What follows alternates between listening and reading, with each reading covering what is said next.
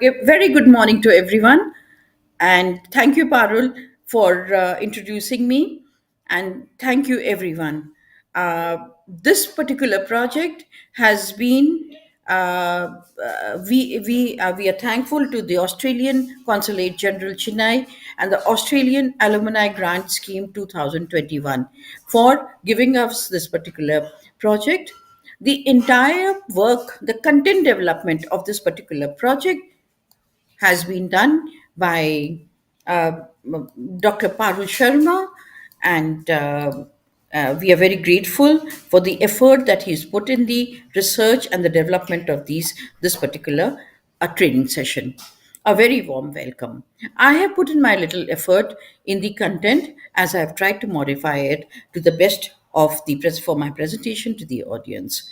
I am Professor Renu Malviya, and I teach at the Department of Education at Lady Urban College, University of Delhi.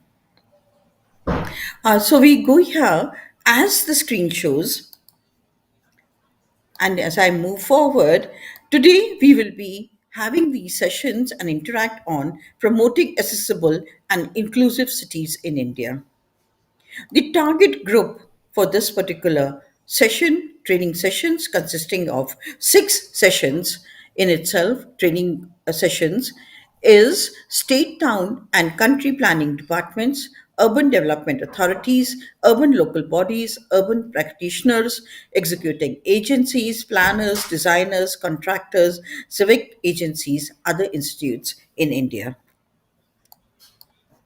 These modules will be focusing upon physical environment, transport, information, and communication, and ensuring greater accessibility to persons with disability, elderly, and those people who are temporarily are disabled because of various reasons. It would also take care of, it is, we have 15% of population which is in our country, which comes under the disability benchmark disabilities, but we also have a large population, percentage of population of elderly and children and people who become temporarily disabled because of various reasons.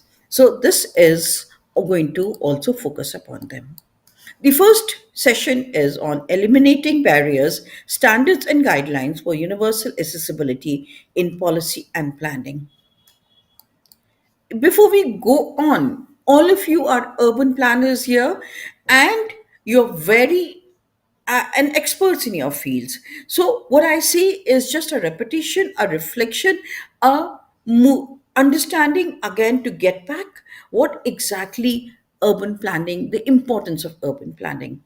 We know if the travel chain breaks, then automatically the person with disability, a temporary disability or a permanent disability, is unable to reach their place of work or entertainment or other movements. And all this leads to not being able to get the best from that particular citizen and becoming that person becoming a contributing member of society to the best of one's potential and ability. So, if the employment opportunities decrease, the education levels decrease, the health accessibility to healthcare and specialized equipment is less, the chances of poverty increase effectively. We also want to show that barriers to full inclusion of persons with disability. If you look at this gentleman here, this is a, as you can see from the auditorium, this is a place where people with very knowledgeable people, experts would have gathered for a conference or something. And probably this is a person who might be a postdoctoral, a doctoral, a person of eminence. But because of accessibility issues, this is what's happening to his dignity.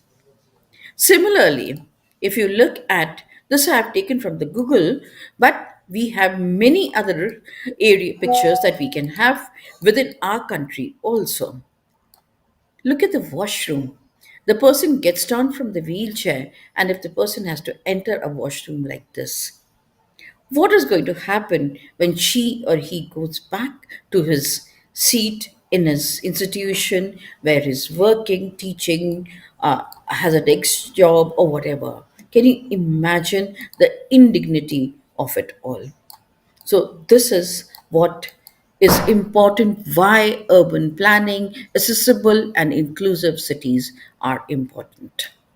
I have said this, maybe at the moral, pulling at the moral strings.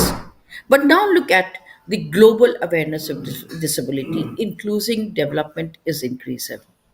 There are mandates, acts, and laws even at the global awareness of disability, at the global